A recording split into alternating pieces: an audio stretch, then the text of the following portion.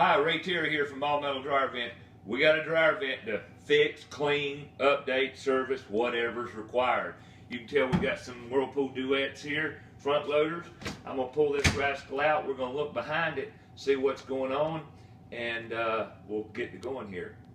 We're gonna pull the dryer out now and see what's behind here and see what might fall out, fall off, and what have you. Oh my, there's nothing back there except a hose with a rigid full flex. We're going to fix that. We're going to put a periscope back there, side vent periscope, into the wall, and make things a lot better. There you go. Hey, we decided what we've got here. As you come up, you zoom in, and you see the pipe down here in the corner. It's got a little play, but we'll fasten that and secure that firmly. Then we'll back out here, and then we'll show you. We've got a side vent periscope right here. Side vent periscope right there. That's the male going to go in that pipe right there in the wall. That's going to come down behind the dryer. We're going to slide right back in there. No flex hose, no more. Gone. We'll be back.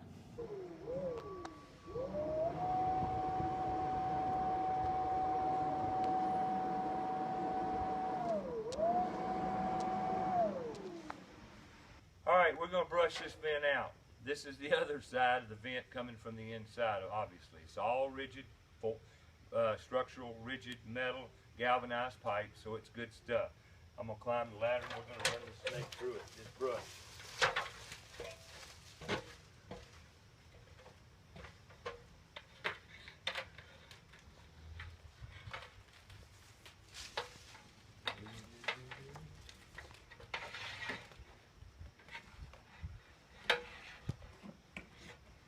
A bit awkward to do by yourself.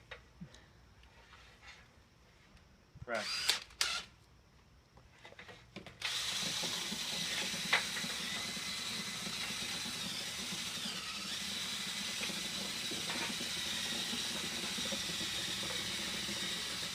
Not that dirty. It was cleaned about a year ago. But they have a dog, big dog. A lot of dog hair. What we're going to do, we're going to brush this, and I'm going to go turn the blower back on. We're going to blow it out, and we'll see. I just reached the vertical wall.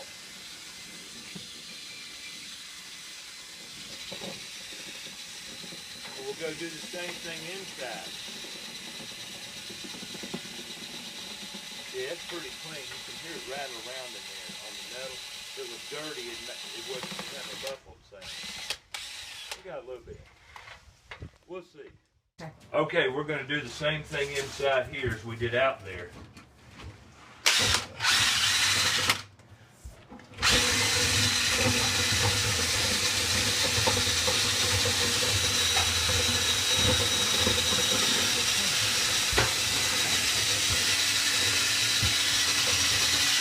It's actually pretty clean.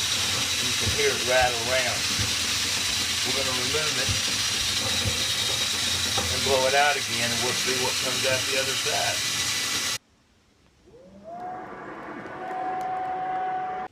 Okay, the whole idea is to get this periscope right here cut down to length to be positioned on the wall to receive the dryer. And we'll show you more when we get back. I'm going to go ahead and cut this down, tape it up, tape the seam, and we'll come back and slide it in. I'll show you the finished product. Now folks, I'm putting an exhaust extender on here, and what this is, I clamp it on and it extends the exhaust. I'll show you here in just a sec. I'll undo it a little bit and pull it back out. See, that doesn't come out long enough to engage the receiver right here on the periscope, okay? And you'll see once we get it all put together. So we're going to fasten this on here, and you must do this to get the proper measurement to the bottom from the side, so this will engage properly. We'll be back. Okay. All right, as you see, folks, we have a seam here. I'm going to put foil tape around the seam, and I tape up the possible leakage areas and everything, but we're going to tape that, and then we're going to screw it in position to the wall when we get back, and we'll slide it in. Okay. All right, see, the periscope's been cut down. I've cut pieces off of it, shortened it, and we're going to come 11 1/4 off that baseboard and 2.5 inches to the bottom of this right here to here. Measured because that's where the exhaust extender will place it and allow that dryer to engage that receiver straight in. We'll be back to watch it go in there in just a sec.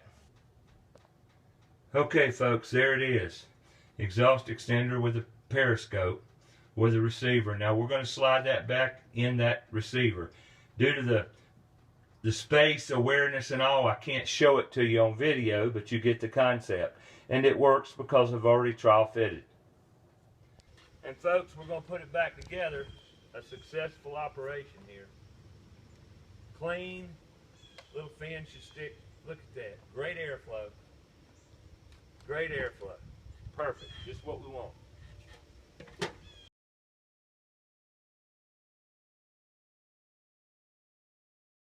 Terry, I've been doing construction remodeling for over 40 years in the Charlotte, North Carolina area, and I've fixed quite a lot like that of drywall holes, imperfections, problems in drywall. And what we're going to do here is shoot a small video and show you how to fix a hole like this in your wall.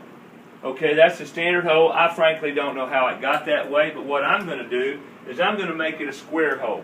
And the way I'm going to do it today is I'm going to get my Leatherman out, and I'm going to get my little saw blade out, and what I'm going to do is I'm going to make it square.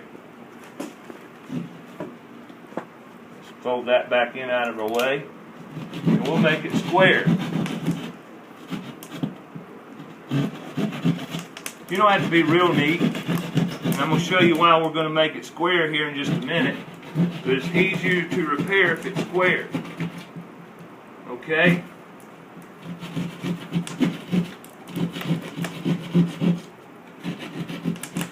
Okay, so now we have a nice little square hole. Let's take this little piece out right here. There you go. Nice square hole. Not perfect, but it doesn't have to be perfect, because the way we're fixing it, you'll see it works real well. And notice here on the ground, on the floor, excuse me, I put a piece of 1/4-inch plywood to receive most of the trash, just for easier cleanup, that's all. You may want to put a drop cloth down, a piece of plastic or something, but every bit of this can be easily cleaned up, swept, and vacuumed right up. Okay, now, we're going to use a product called Quick Set Light 20. And the 20 right here indicates the amount of time it takes for this product to set up. If you use normal drywall mud, you know, the 5-gallon bucket mixture pre-mixed, it takes up to 24, 48 hours for that to cure up, depending on the humidity. So that means it's going to take 1 day, 2 days, maybe 3 days to patch a small hole like this, because you need it for it to dry. Now you can use this right here. It'll sit up 20 minutes and we come back and second coat it. Okay? One tip I suggest. I have put water in a mud pan, a drywall mud pan, right? And I put a little water in it. What we're going to do is always put the powder into the water. And typically, you always mix more than you need. You don't want to necessarily, but you do. And you mix it up good. Always powder into the water. And I might have gotten real lucky today and put the right amount in there. But you can see I mix it up real good. Always the powder into the water, okay? Always. That's a little soupy right there. So what we're going to do, we're going to add, now notice I'm mixing this first. Now this is going to get hard in about 20 minutes.